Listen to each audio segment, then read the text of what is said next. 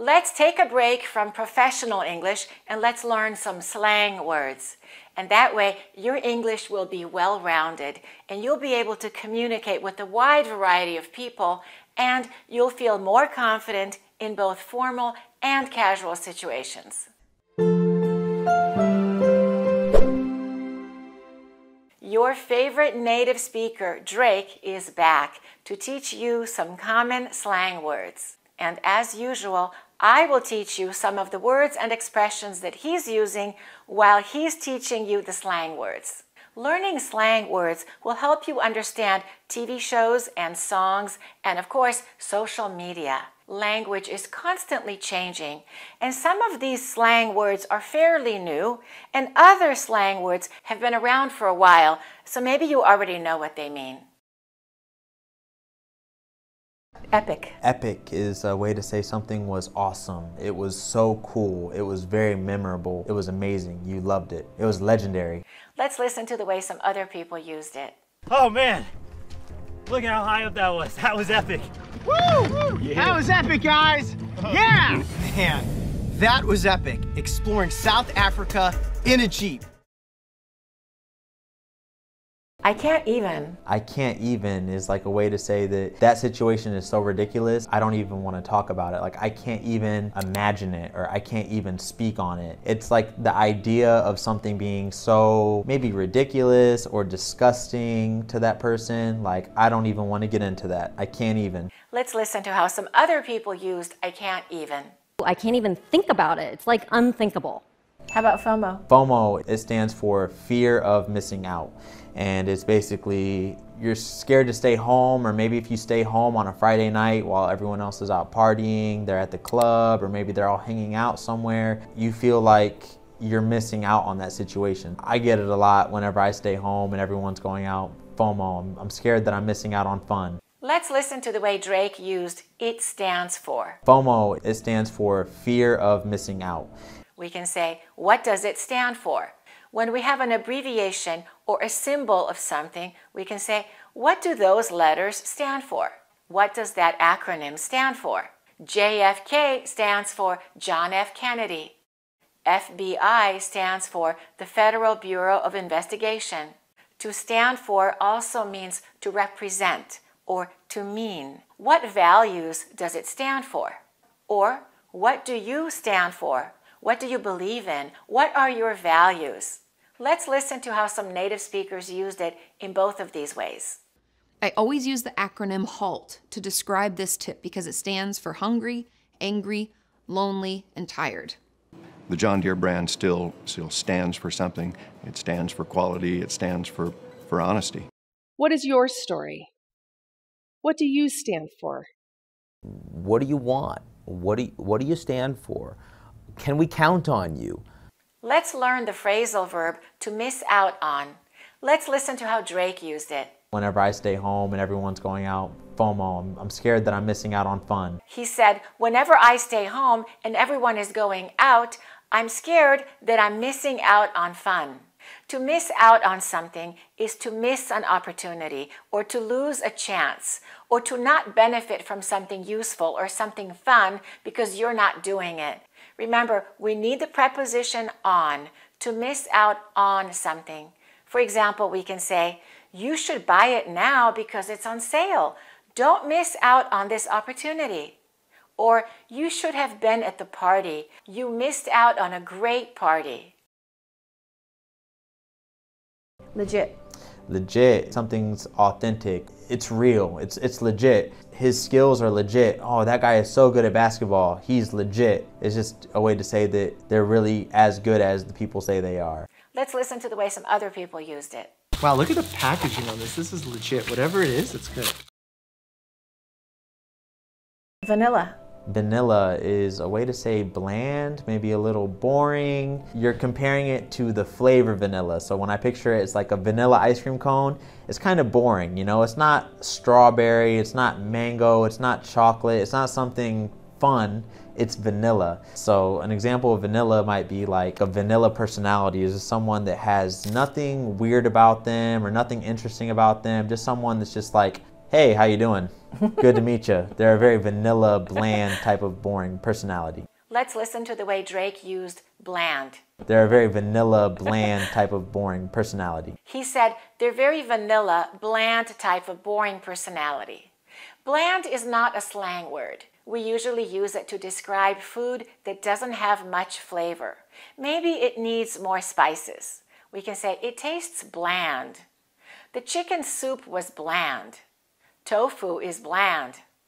I prefer spicy food. This dish is too bland for me. But you can also use bland for describing things that are not exciting or not interesting looking. For example, you can say, I need to decorate this room. It looks so bland. This music is so bland.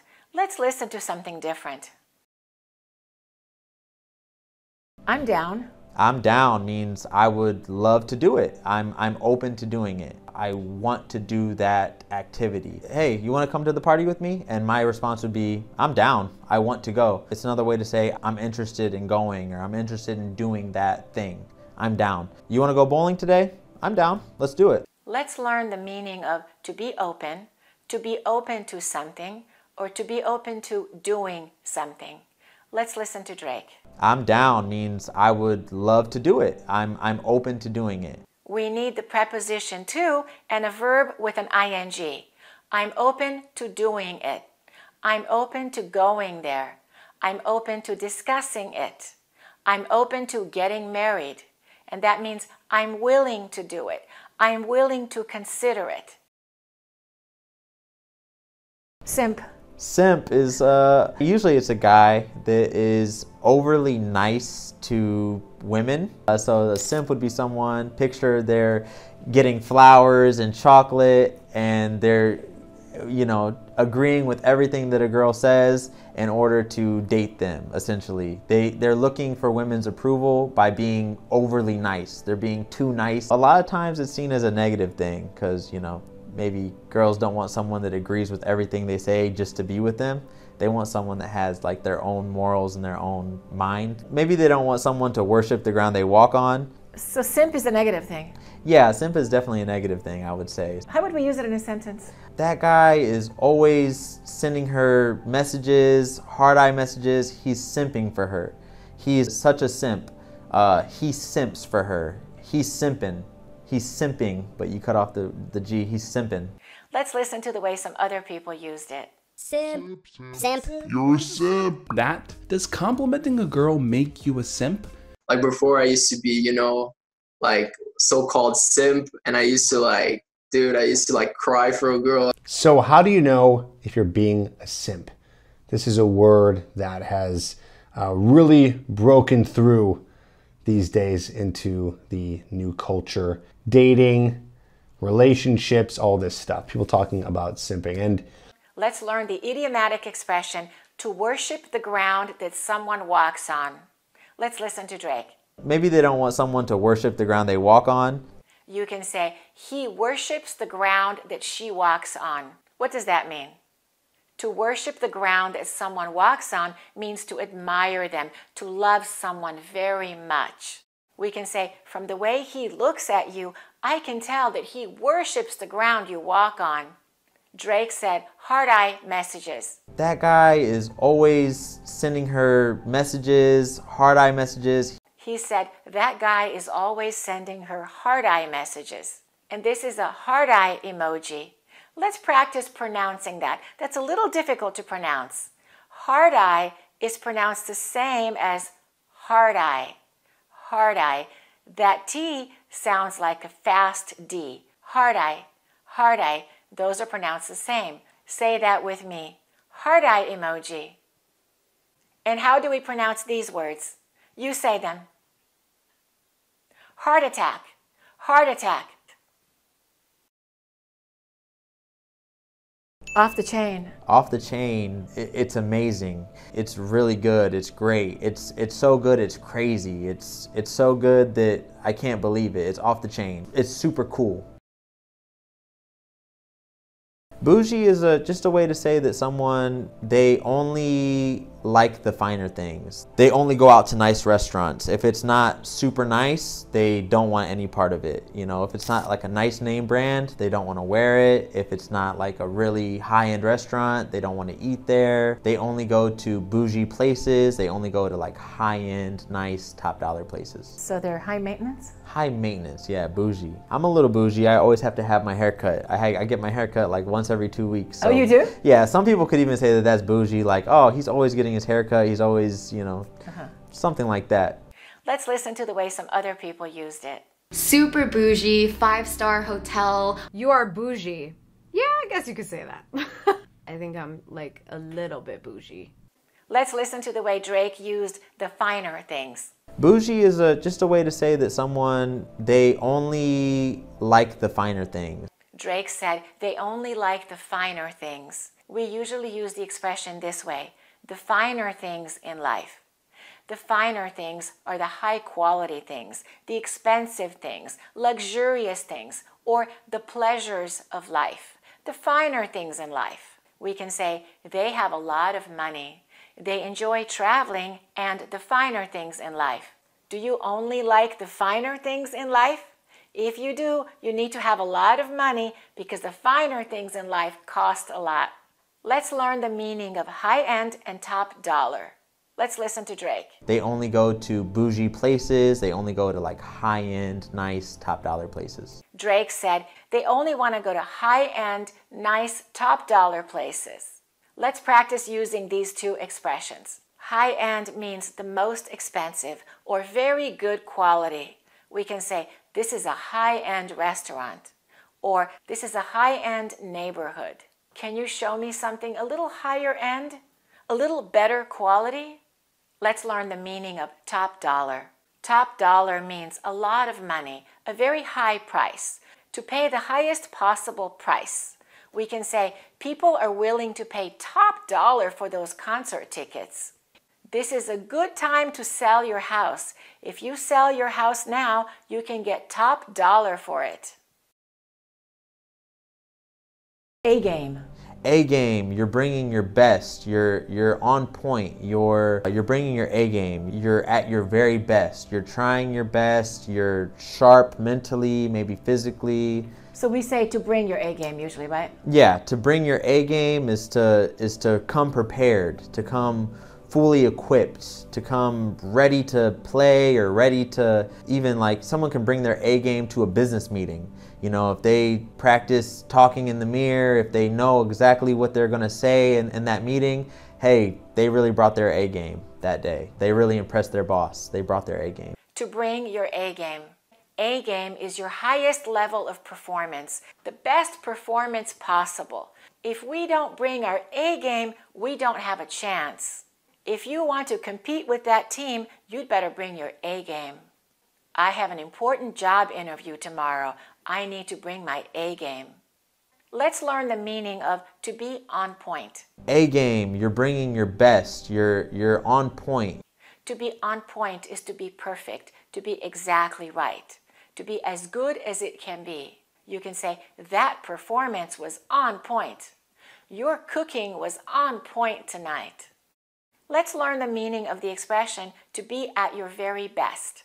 Let's listen to Drake. You're bringing your A game. You're at your very best. And that means to be as good as you can possibly be at something. To be at your most excellent state or condition. For example, we can say, I saw him play tennis when he was at his very best, at his peak. Or we can say, I'm a morning person. I'm at my very best in the morning. Or I was tired today. I wasn't at my very best at the meeting. No biggie is a way to say no big deal, meaning that it's not that important. Don't worry about it. Maybe you go to school and you forgot your pencil and you raise your hand, teacher, I forgot my pencil. They might say, oh, no biggie. You know, if you have a cool teacher, no biggie, here's a pencil. I use it a lot to kids. If a kid's like, oh, I got messy or something like that, no biggie, we can clean that up, no big deal. Rent-free, to live rent-free in your mind. Yeah, so that means that someone is in your thoughts. You're thinking about someone. So it's like a funny way to say that because they're living in your head. The thought of them is living inside of your head rent free. They're not paying rent to be there because they're in your thoughts. You're thinking of them. Someone can make fun of someone and say like, I'm living rent free in your head. You're always thinking about me. Why are you always talking about me? Why are you always thinking about me? You don't want anyone living rent free in your head. You want to focus on yourself. If you would like to follow Drake on Instagram, his Instagram name is DrakeReyes1. You will see a lot of these slang words when you're on social media, and you will hear them in TV shows and films and music. Thanks for watching and keep practicing. This is the perfect time to work on your English fluency and save $200 when you get the super bundle of all 3 of my courses: the American Accent course, 400 advanced words you must know for fluent English, and phrasal verbs for fluent English. Go to AccurateEnglish.com.